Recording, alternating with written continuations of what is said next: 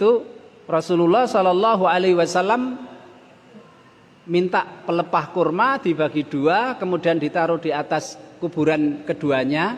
Kemudian Rasul mengatakan, semoga keduanya diringankan siksanya selama pelepah kurma ini belum kering. Nah, ini pertanyaannya, apakah yang meringankan siksa mereka berdua itu pelepah kurma itu atau bagaimana? Nah ini menurut Imam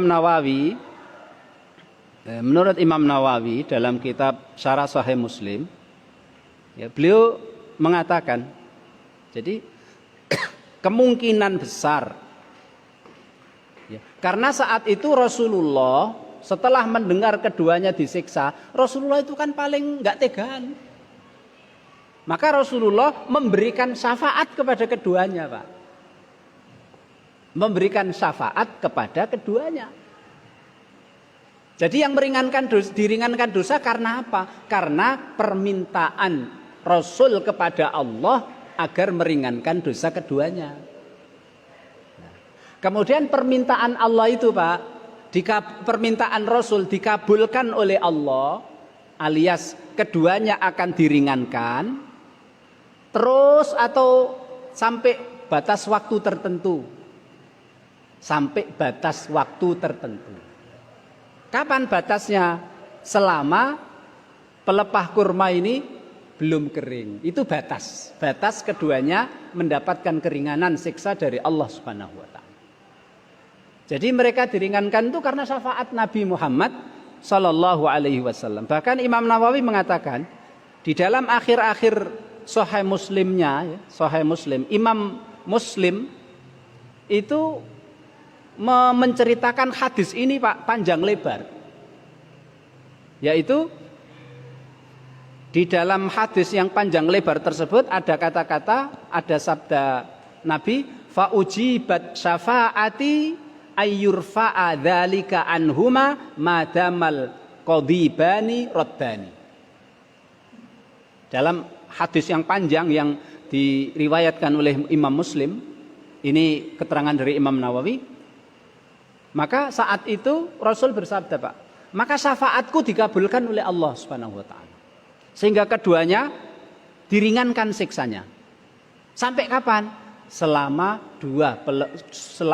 pelepah kurma itu masih basah, belum kering. Nah, jadi begitu, Pak. Ya. Itu yang dikatakan oleh Imam Nawawi dalam syarah Sahih Muslimnya. Gitu. Tapi memang bagaimana dengan itu, Pak, istilahnya, bukankah segala sesuatu itu bertasbih kepada Allah Subhanahu wa taala, kan gitu, Pak? Karena sebagian lagi ada yang mengatakan, Pak, kemungkinan juga keduanya diringankan siksanya itu karena bertasbihnya dahan kurma tersebut. Gitu.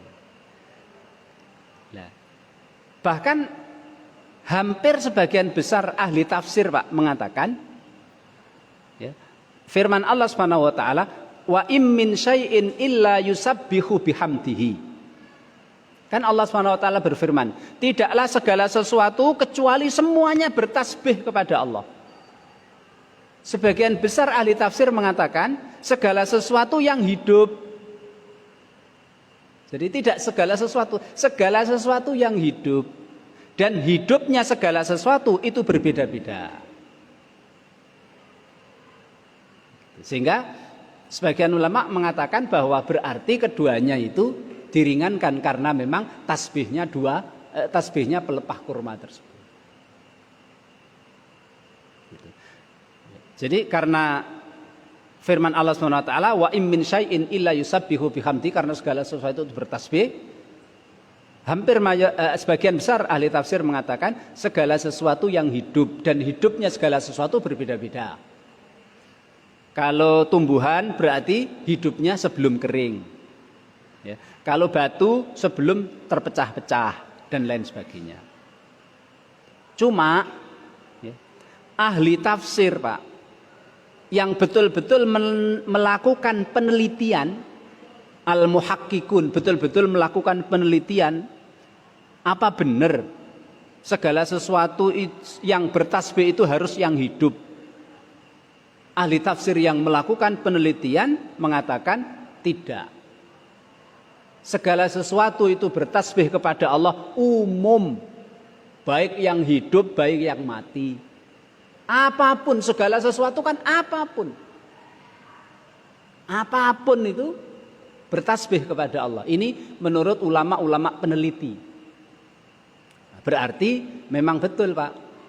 Sebagian ulama yang mengatakan bahwa yang memberikan keringanan, mereka diringankan dari siksa itu karena memang syafaat dari Nabi Muhammad Sallallahu Alaihi Wasallam, dan berlangsungnya syafaat itu diberi batas waktu sampai kurma atau batang pohon kurma itu sampai kering.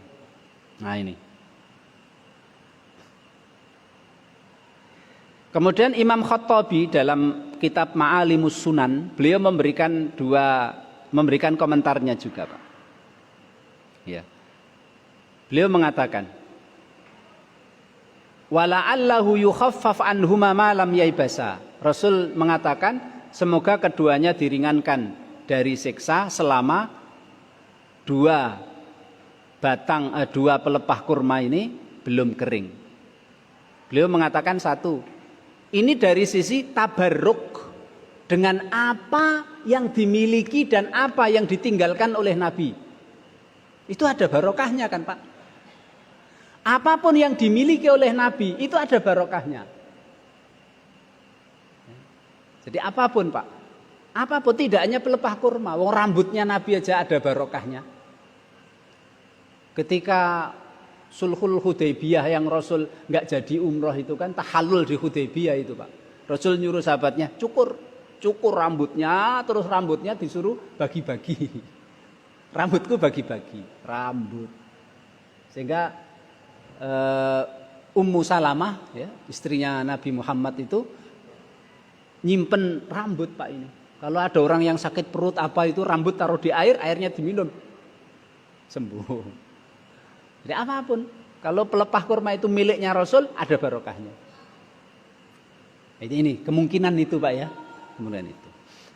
Ya, barokahnya terhadap yang dikasih, yang diberi miliknya Rasul itu kan kalau dia disiksa akan diringankan. Yang kedua adalah wa du'aihi bitakhfif, karena memang permintaan Rasul kepada Allah untuk diringankan. Berarti karena syafaat Rasulullah Shallallahu Alaihi Wasallam. Kemudian dikabulkannya doa Nabi, yaitu diringankan itu kan dikasih batas, tidak terus-terusan tapi dikasih batas sampai pelepah kurma itu kering.